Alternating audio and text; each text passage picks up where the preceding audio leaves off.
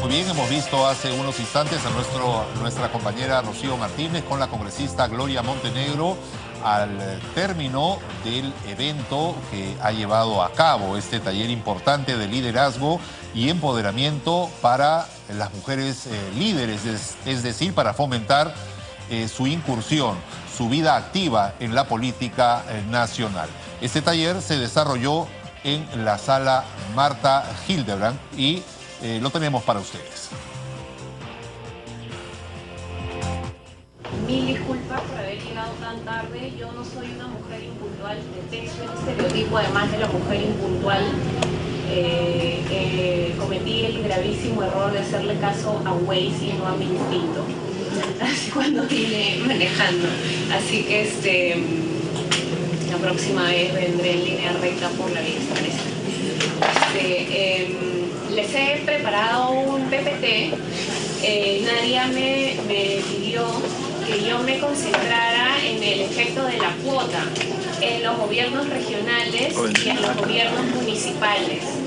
Y yo quisiera ir un poco más allá de los gobiernos de la misma cuota, de la mera cuota, porque ya hemos hablado de la cuota en un video, en una clase virtual que tuvimos hace un par de meses, ¿cierto? Conversamos de la cuota y en realidad yo creo que ya debemos estar un poco cansadas de hablar de la cuota desde 1997, que se aprobó la cuota en el Perú, porque desde 1997 tenemos 30% de participación política obligatoria en las listas de candidatas y de candidatos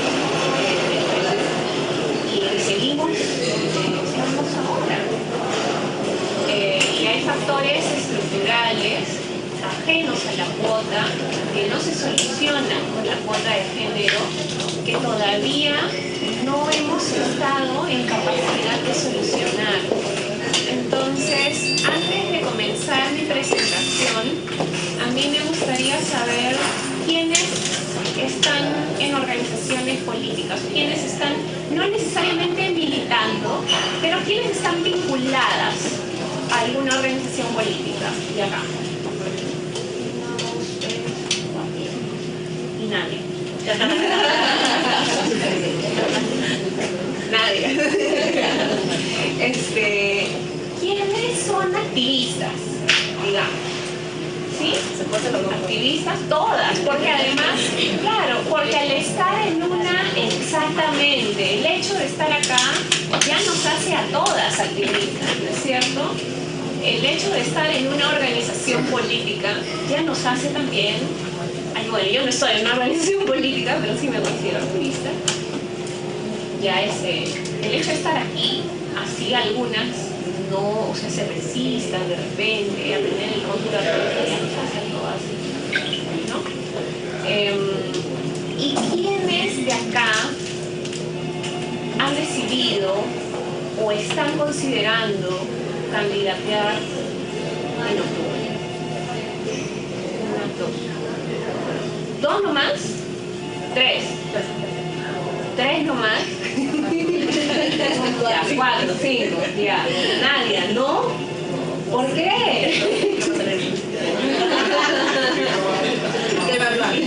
No, claro, uno puede querer, pero las relaciones internas puede decir. Claro. Bueno, ya.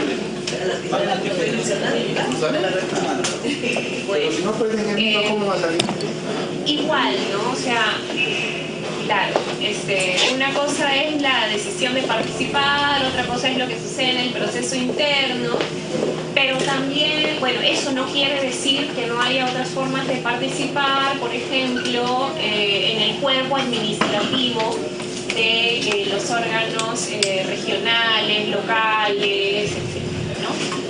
Pero bueno, vamos a comenzar. Sí, rápidamente, ¿en qué se sustentó? ¿Qué funciona? ¿En qué se sustentó la cuota de género en la Convención sobre la Eliminación de todas las formas de discriminación hacia la mujer, la CEDAW? Decían primero, y eso lo voy a repasar porque más adelante vamos a ver un texto que se debatió acá en el Congreso. ¡Ay, Dios mío!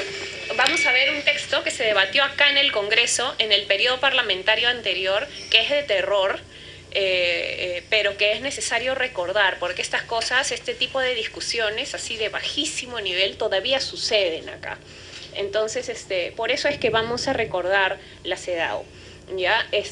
¿Qué era la CEDAW? Eran medidas temporales, por lo tanto la cuota, la alternancia, la paridad, el acoso político, eran medidas temporales, son medidas temporales que no son medidas discriminatorias, que en su momento se le decían medidas de discriminación positiva, pero que no son medidas de discriminación, son medidas afirmativas, ¿no es cierto? Porque son medidas afirmativas de derechos, son medidas asegurativas de derechos, medidas dirigidas a hacer derechos efectivos, ¿no? Que no se discriminación, son medidas cuya adopción tiene por objetivo ser temporal. ¿Por qué? Porque tienen como objetivo la cuota, la paridad, la alternancia, el acoso político y otras más, tienen como objetivo corregir una situación de desigualdad estructural o una práctica sociocultural o un estereotipo o un prejuicio basado en desigualdad. Cuando este estereotipo, cuando esta práctica, cuando este prejuicio basado en un concepto de inferioridad entre los hombres y las mujeres se supera, esta medida afirmativa deja de tener sentido y se levanta, ¿no? Entonces, la cuota de género, la cuota de mujeres, en algún momento dejará de ser necesaria. No sabemos cuándo, pero en algún momento los partidos dejarán de colocar como mínimo, como máximo de mujeres el 30%. En algún momento de la historia política del Perú, los partidos por iniciativa propia colocarán 50% de mujeres y 50% de hombres, porque habremos superado obstáculos estructurales en la participación política de las mujeres y de los hombres, y la cuota, que tiene como objetivo superar una barrera de acceso a la participación política, habrá perdido sentido y se levantará, porque se entenderá que el sistema político ya está diseñado para los hombres y para las mujeres. ¿Se entiende? Entonces, en eso se sustenta la cuota, en que hay algunas barreras de acceso al sistema de representación política que impiden que las mujeres y los hombres participemos en igualdad de condiciones. ¿Qué incluye las medidas de acción afirmativa, como la cuota? Todas las medidas que sean necesarias, incluso las de carácter legislativo. Por eso la cuota se plasma en una medida legal, ¿no es cierto? En una ley. Por eso la cuota se plasmó en una ley de cuotas que se adoptó en 1997, ¿no? Y ¿en qué esferas? En todas las esferas, ¿no? Pero en particular, y eso es lo que nos convoca en la sesión de hoy, en las esferas políticas, sociales, económicas y culturales, en esta sesión de hoy en la esfera política, ¿no? Entonces, por eso en el Perú se adoptó una ley de igualdad de oportunidades, por eso en el Perú se adoptó una ley para prevenir y sancionar la violencia contra las mujeres, por eso hay leyes ahora sobre igualdad salarial, etcétera, etcétera, etcétera. Y hoy en particular hablamos sobre el acceso a al ejercicio de los derechos políticos. ¿Por qué hay leyes que hablan en específico o que están dirigidas a corregir el diseño del sistema electoral? ¿Y por qué hay leyes que hablan sobre los derechos políticos de las mujeres? Porque el sistema electoral ha sido diseñado por hombres, ¿no? Porque el sistema electoral y las leyes en general han sido diseñadas por hombres, porque las mujeres hemos entrado a los espacios de poder y a los espacios de diseño de normas tarde, ¿no? Porque al pensar una norma y al pensar las normas de participación política, nosotras no estábamos ahí. Porque al diseñar el sistema electoral se ha diseñado un sistema que pensaba que todos los que participaban estaban en igualdad de condiciones, porque todos los que participaban eran hombres. Entonces, no estaban recogidas las necesidades de las mujeres. Porque las mujeres, en esa época en que se diseñó el sistema electoral, ni siquiera podíamos votar. Entonces, todas nuestras necesidades han ido siendo recogidas muy posteriormente, y uno de los elementos, uno de los instrumentos para ir recogiendo posteriormente, tan posteriormente, en 1997, esas necesidades es la cuota de género. Este es el artículo correspondiente de la CEDAW que habla específicamente, hola, sobre ¿qué tal? No te preocupes, yo también he llegado súper tarde, de hecho acabo de llegar. Así que no te preocupes, de verdad. Sobre los derechos que abarca la participación política de las mujeres y los derechos que el Estado peruano se comprometió a proteger. Entonces, ¿qué derechos se comprometió a proteger el Estado peruano al suscribirla, al ratificar la CEDAW? El derecho al voto, que votar en todas las elecciones y referéndums públicos, ser elegibles para todos los organismos cuyos miembros sean objeto de elecciones públicas. Y el segundo en particular, participar en la formulación de las políticas gubernamentales y en la ejecución de estas, y ocupar cargos públicos y ejercer todas las funciones públicas en todos los planos gubernamentales, y especialmente el C, participar en organizaciones y asociaciones no gubernamentales que se ocupen de la vida pública y política del país. Esto incluye, por supuesto, a los partidos políticos, ¿no? Por eso la cuota de género también está incluida en la Ley de Organizaciones Políticas, no solamente en la Ley Orgánica de Elecciones, ¿sí? A ver, como dije hace un momentito, la cuota se aprobó recién en 1997. Hasta 1997 hemos tenido un sistema electoral que recogía, que había sido creado, que había sido diseñado, y que hasta el reconocimiento del voto de las mujeres básicamente reconocía solamente las necesidades y el derecho de la participación política de los hombres. Y está dirigida la cuota, como hemos dicho, a garantizar un porcentaje mínimo de representación de las mujeres o de los varones en las listas de postulación a cargos de elección popular para el Congreso, para los gobiernos regionales y para los municipios. No en todos los cargos, y eso lo vamos a ver más adelante, y ese es uno de los límites de la cuota, y por eso no debemos pensar que la cuota es la cura de todos nuestros males para la representación política. Es una solución, ha sido una gran solución, pero no es todo. Y de hecho, su aplicación ha tenido muy buenos resultados, sobre todo en el Congreso. Aquí está el primer gráfico sobre la efectividad de la cuota de mujeres en las elecciones parlamentarias entre 1995, que es antes de que se aplique, y entre el 2016, que fue la última vez que se aplicó en las últimas elecciones, ¿no? Antes de en 1995, que fue la última elección que tuvimos sin cuota de mujeres, la cantidad de mujeres en el Congreso, el porcentaje de mujeres en el Congreso era de 11%. La primera vez que se aplicó la cuota de mujeres fue en las elecciones del 2000. El primer efecto que tuvo la cuota de mujeres fue de duplicar la presencia de mujeres en el Congreso, del 11 al 22%. Entonces, ¿de qué ha servido la cuota? Ha servido, duplicó la cantidad de mujeres en el Congreso, de 11 a 22%. No podemos ser ingratas con la cuota. Pero, cuando hablamos de que no es suficiente, no es suficiente. Actualmente, voy a regresar. En 2001 retrocedimos un poquito, ¿no?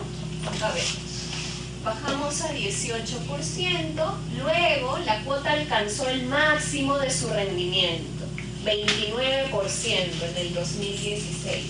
29% eran 35 congresistas mujeres en el periodo 2006-2011. Luego en el 2011 volvimos a bajar 22%. Este es un dato bien interesante, porque en el 2011 el 22% estábamos exactamente igual que la primera vez que se aplicó la cuota. ¿Se dan cuenta acá? Bajó a lo mismo que en el año 2000. ¿Ven acá?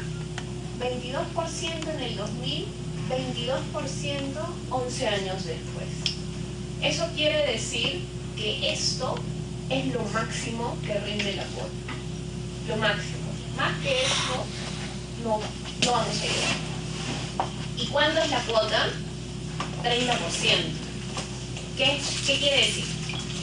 Que la cuota no va a llegar a lo que aspira. La cuota aspira a llegar al 30%. La cuota no va a llegar al 30%. Se nos queda en 29%. ¿Sí? ¿Eso por qué sucede? Porque la cuota es un requisito de inscripción. La cuota no es la garantía de un resultado. ¿Sí? Eso es algo que muchas personas no entienden cómo funciona. Pero si la cuota garantiza 30%, no, la cuota es un requisito de inscripción, que de hecho es un buen punto de partida, pero no nos garantiza un resultado. ¿Sí? ¿Qué es lo máximo que rinde la cuota? En Congreso es 29%. Ahí se agota. El agotamiento de la cuota es el 29%. Lo logramos en 2006. No vamos a llegar más, porque además hemos sufrido un factor importante en el cambio de la composición del Congreso. Ojo, aquí teníamos 120 congresistas. Ahora, acá, también tenemos 35 congresistas mujeres, pero tenemos 130 congresistas. Ya no vamos a llegar a 29% nunca más. Entonces, hemos llegado a lo que se conoce como el agotamiento de la cuota. Ya no vamos a llegar más, a menos que adoptemos medidas adicionales. Unas medidas adicionales, ¿cuáles son? ¿Cuáles son? Exactamente, las vamos a ver un poquito más adelante. Pero ese es el caso del Congreso. Hoy día vamos a conversar un poco más de cerca de los casos de los gobiernos regionales y locales. De hecho, el caso del Congreso es súper interesante, pero el caso del Congreso tiene sus particularidades. El Congreso tiene sus propias formas de corregir la representación de las mujeres, por ejemplo, con el voto preferencial, ¿no es cierto? En el caso de los gobiernos regionales y locales es mucho más dramático, porque no hay voto preferencial. Entonces, los resultados en el Congreso son de 29% a nivel global, pero las consejerías regionales, las mujeres, tenemos solamente el 23%. En las gobernadoras regionales tenemos una, que es Yamila Osorio, que representa el 4% del total. ¿Por qué? Porque la cuota de género no alcanza los máximos cargos de representación, y esa es otra de las deficiencias de la cuota, que las cuotas se aplican a los niveles de cargos medios, a los niveles de los cargos de consejos municipales y a los niveles de los cargos de consejos regionales. Luego vamos a ver la gran imposibilidad material de aplicarla en los consejos regionales, que es otro de los temas también que hacen que la cuota sea insuficiente. En regidoras provinciales tenemos 25%, alcaldesas provinciales 3%. ¿Por qué? Nuevamente, porque la cuota alcanza solamente a nivel de consejo. Regidoras distritales 28%, alcaldesas distritales 2.7%, nuevamente por el mismo factor. La cuota no alcanza los máximos cargos de poder, ¿sí? Habría que ver cuántas de estas candidatas, porque para gobiernos regionales han sido muy pocas las candidatas a presidentas mujeres, y cuánto es el porcentaje de las que han alcanzado. Por ejemplo, en Ancash, de un total de más o menos 20, solamente había una candidata a presidencia regional. Entonces, y igual en el caso de Yamila, si no me equivoco, ha sido la única. Sí, era la única también. ¿Y cuántas candidaturas más tenemos a nivel nacional? O sea, si bien es cierto el porcentaje de aquellas que llegan a ocupar un cargo es bajo, pero ¿en cuánto en relación a las candidaturas? Son bajísimas también. Sí. Es tal como tú lo dices. Lo vamos a ver un poquito más adelante. De hecho, Dianita, contamos con la presencia de la regidora de la Municipalidad Provincial de Juliaca, la señorita Sonia Marlene Calderón, quien es un ejemplo de participación política y de beneficio de la costa. Gracias, Sonia. Sí, me gustaría aportar un poquito. Mire, lo que he visto, y eso creo que no pasa con todos, disculpen, buenos días antes con todas y con los presentes también. En este caso, por ejemplo, cuando se da la participación política de las mujeres, ya sea en un partido político, movimientos regionales, ¿no? Particularmente yo estoy invitada. Entonces, a mí me invitaron por un tema de mi liderazgo, porque si hubiera sido por otro tema, tal vez, quién sabe, ¿no? Pero me invitaron a mí porque en ese entonces aún era asambleísta universitaria y me invitaron por ello. Ahora, ¿qué es lo que pasa en muchas situaciones, ¿no? En el tema de la participación política de las mujeres, a la gran mayoría de las candidatas mujeres que tenían que cumplir la cuota género, lo han puesto en relleno, sí, al fondo, o sea, atrás, ¿no? Entonces, eso es algo como que indigna mucho, porque actualmente nosotros somos 11 regidores.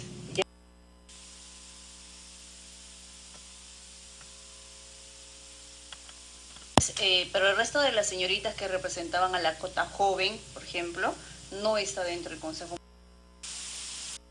Entonces, algo que a mí me indigna mucho es eso, de que de los partidos políticos, que los movimientos simplemente cumplan la ley, pero que no pongan por lo menos adelante. Por eso es que nosotros, a través de Manuela Ramos, de la Red de Mujeres Autoridades, quien habla también, soy la vicepresidenta, hemos estado apoyando bastante, impulsando también, y acá creo que hay congresistas que han impulsado la ley que es de la ley de la paridad o la alternancia. Entonces nosotros hemos firmado bastantes acuerdos para apoyar esta iniciativa. Uno, ¿para qué? Porque lideresas yo creo que hay bastante. Y acá considero que todas somos líderes, los presentes. Entonces el detalle está de que a veces no valoran eso en una mujer, ¿no? Entonces a mí particularmente sería muy bueno de que a través de las instancias correspondientes se impulse este tipo de ley para que justamente también muchas mujeres puedan ser parte. Y obviamente que alcanzaremos poco a poco, veremos los resultados, pero creo que estamos en ese camino. Gracias. Gracias. Dianita, la doctora Silvia Ortega también quiere intervenir respecto al tema. Bien, buenos días a todas. Yo quiero aprovechar el comentario que hizo aquí nuestra regidora. Yo viví un caso muy particular en ese tema cuando era asesora legal en la Municipalidad Distrital de Chucuito, que queda a 15 minutos de Puno también, y dio la casualidad de que se dieron la vacancia de un regidor por X motivo y le correspondía asumir a la siguiente, y la siguiente era mujer, porque lógicamente que también faltaba la cuota de mujeres y tuvieron que a medianoche tocar las puertas y sacar a quien aceptaba para poder completar la lista, ¿no? Cuando se le visitó a esta señora, no quiso asumir el cargo de regidora. Ella estaba muy asustada porque era una mujer indígena que conocía de la agricultura, de la crianza de sus animalitos, y se criaba y se dedicaba exclusivamente y netamente a ser ama de casa y atender a sus hijos. Aquí el tema parte en la participación de la mujer, porque hay una realidad. Si bien es cierto, con muchas luchas estamos logrando, gracias a este tipo de reuniones que se han hecho durante muchos años, se ha logrado de que nosotros podamos tener un espacio en el que nosotros un espacio limitado para que nosotros podamos participar en política.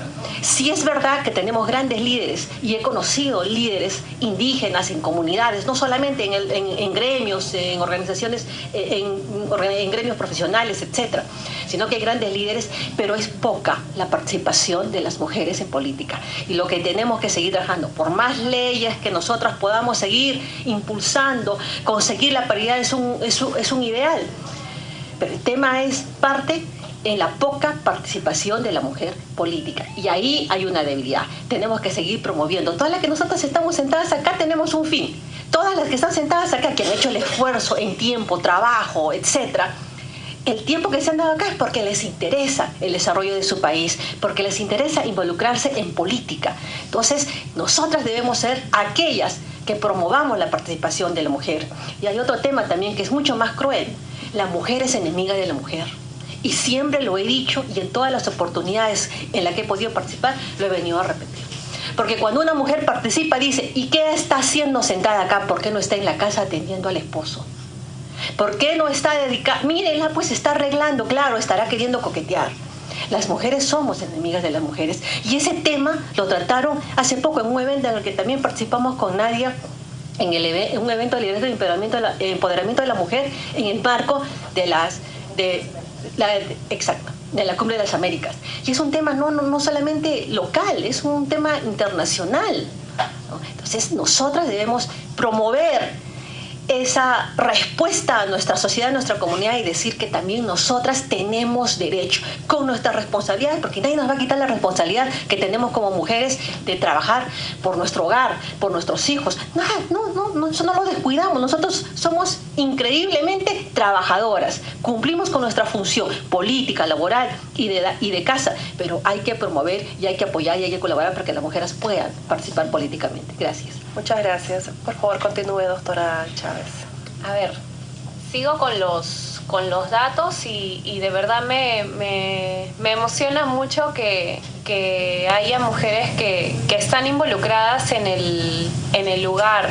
Yo estuve en el 2014 en una capacitación con candidatas a regidoras en Puno, y había casos de acoso político súper fuertes, de mujeres a las que les envenenaban a sus animales para hacer que desistan de candidatear.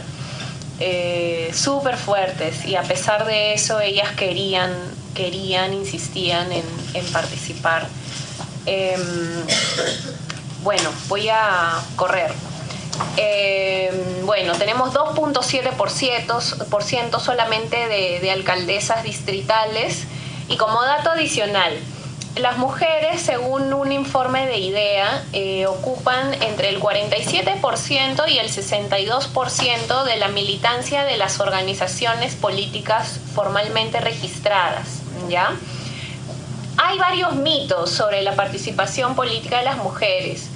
Normalmente la gente dice, la gente suele decir, mujeres, les voy a pedir por favor a las personas que están conversando ahí atrás que o hablen más bajito o hablen afuera, porque acá estamos concentradas.